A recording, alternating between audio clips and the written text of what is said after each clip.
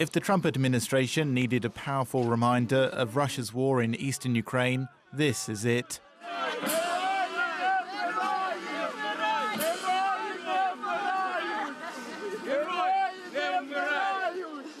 Mourners on Kyiv's Independence Square pay their last respects to 7 Ukrainian servicemen killed in battle hours after the first phone call between US President Donald Trump and Kremlin leader Vladimir Putin. The youngest who died was aged 23.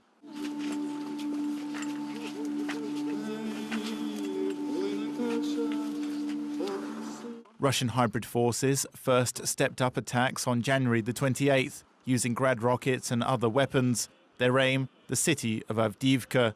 Many see the escalation as a test for US President Donald Trump's policy towards Russia and Ukraine. Russia's war in eastern Ukraine has claimed the lives of over 10,000 soldiers and civilians. The UN also estimates that at least 23,000 people have been injured. But with these sorts of statistics, it's easy to forget about the human element of this conflict, the people who perhaps left home one day and never came back. And it's these sorts of stories that are a constant reminder of the war that's happening on Europe's eastern border.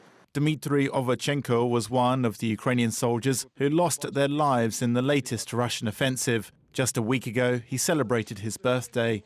The cameraman who filmed this video said he was warm and positive, traits that shone on the screen. He was only too happy to give a tour of the front line to at least one Western film crew. Thousands of people came to central Kyiv to bid an emotional final farewell, kneeling to pay their respects.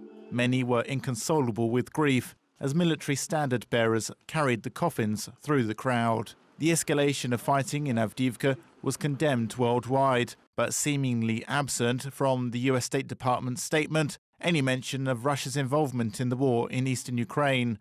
Instead, it said the US was, quote, deeply concerned and demanded an immediate ceasefire and full access for observers from the International Organization for Security and Cooperation in Europe.